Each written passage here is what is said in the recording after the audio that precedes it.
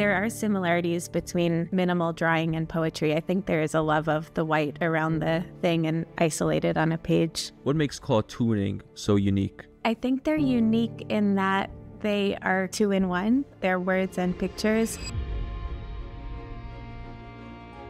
How do you bring out this kind of distinction between body and mind through your cartoons? The cartoonists who strike me as most honest, Roz Chast and Gabrielle Bell, their characters look a bit different in every frame. Growing up in the 90s and being expected to look like Rachel from Friends with a very specific kind of beauty. That's why I chose to make my character amorphous. The shadow concept, because it's kind of the part of you that you want to keep dear. And it's outside the body and it's dark and it doesn't look like anything. And yet it's the bit that really matters. Yeah. What do you think the average person can gain from cartooning themselves? For me,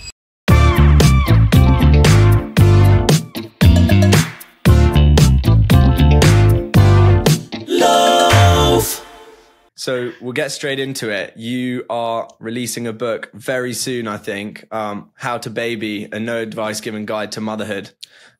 Just for our listeners, we'll link it down below, the pre-order, but can you just tell us a little bit about the book and the idea behind it?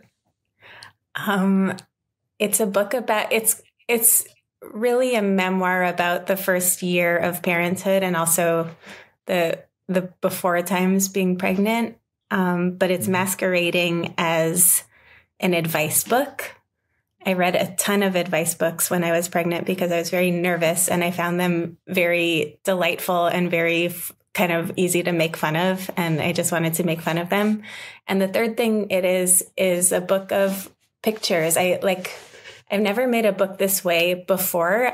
I started with pictures, when I was pregnant and when I had a newborn, I was keeping a diary in the form of little snippets, which is kind of the way I love to work, just making cartoons instead of a long linear narrative. So I started with those and I made the narrative around them. I mean, is the book different in what other ways is this book different? Because you've mentioned that kind of your Instagram is like a diary. So I kind of see that as almost a work on its own. And then I read your book, Let There Be Light, and Ollie read, I think, I forgot the name of it, but he read another one. Human. So yeah, Pausing for Human. So I loved Let There Be Light, but I'm wondering how this book kind of, how does it reflect your phase in your own life?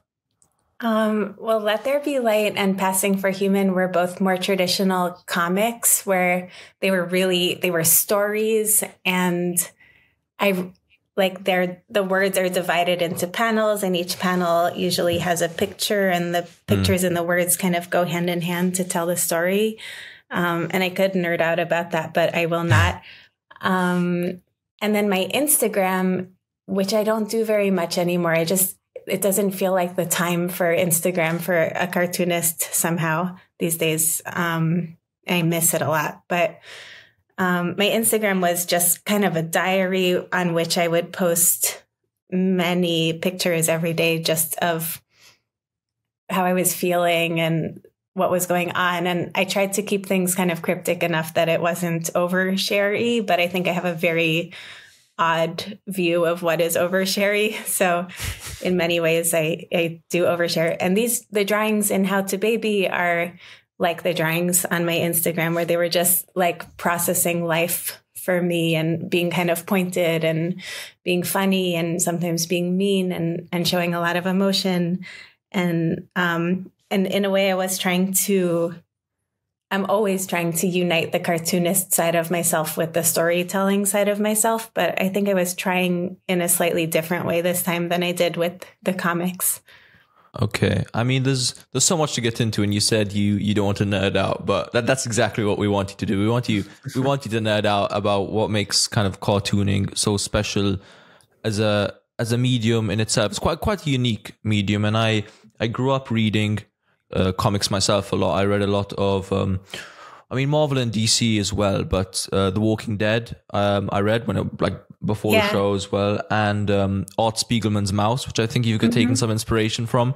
I was wondering in relation to maybe your own work, what makes cartooning and cartoons in general so unique?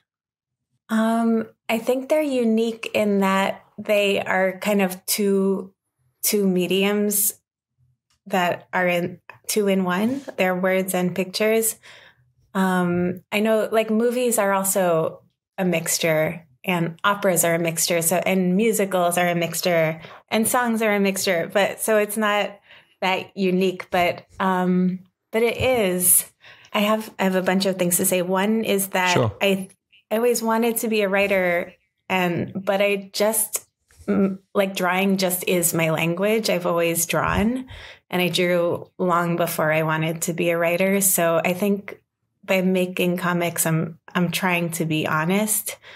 Another thing I want to say is that I draw a really big distinction between the short form things that are just single panel cartoons or just single drawings versus stories that you tell with pictures. And I do both, but I'm so fascinated by the very subtle differences between the two ways of working. And when did you said you originally wanted to write, but you've been drawing a long time. When did you kind of make the transition into being like, okay, I think I'm going to be a cartoonist? Like I want to take this somewhere, or were you just doing freelance work and it kind of spiraled?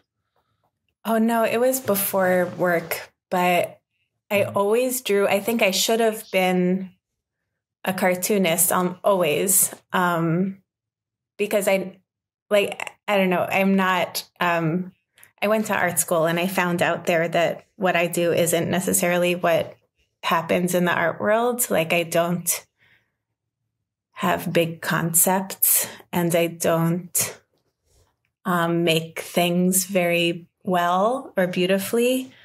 And I don't like to fill a page, and I don't like to make a sculpture, and I don't like to stretch a canvas. I think I could have been an artist in a different era when maybe artists were making little paintings on vases or something. I would have liked to do that. But I think cartooning is always what I wanted to do, just like showing, like communicating through pictures, but the storytelling and like the wanting to kind of disappear into a story came along. I got obsessed with reading when I was about 12 or 13. So that's when I started writing. I started writing poetry, and then I started writing stories, but it never quite, I never knew when I was finished. And with pictures, and I think that's because I was writing in words and it didn't come quite so naturally. Yeah, I mean, I can definitely relate. I was always someone that also, as a young child, kind of wrote poetry and even a bit of prose. And you wouldn't want to see my drawing, that's for sure. But I will say that there is something special about cartoons and the work that you do, is that it's very it's minimalistic. But I feel like that open space, that white space around it, also allows kind of reader interpretation, and at the same time allows concepts to be distilled in quite unique ways. Yeah, exactly. I think of myself as someone who draws ideas as opposed to who illustrates and makes makes like each drawing a story or makes something pretty. Not that I really love when people do that. It's just not how my mind works. I also think like there are similarities between minimal drawing and poetry. I think there is a love of the white around the thing and a holiness of the thing isolated on a page. Hey guys, I hope you're enjoying the episode. I just wanted to drop you in a word from our sponsor Manscaped. You can use the discount code LOAF to get your discount, because even a lion needs to tame its mane. Get the Performance Package 5.0 Ultra from Manscaped now. Stay fresh with no cuts, so that your baguette leaves no crumbs. Hey guys, I hope you enjoyed that short excerpt from our interview with Liana Finck. If you want to see the whole thing, click right here. And don't forget to like and subscribe, because we've got loads more like that coming in the future. If you've got any requests for guests you want us to interview, drop a comment down below. And I'll see you guys in the next one.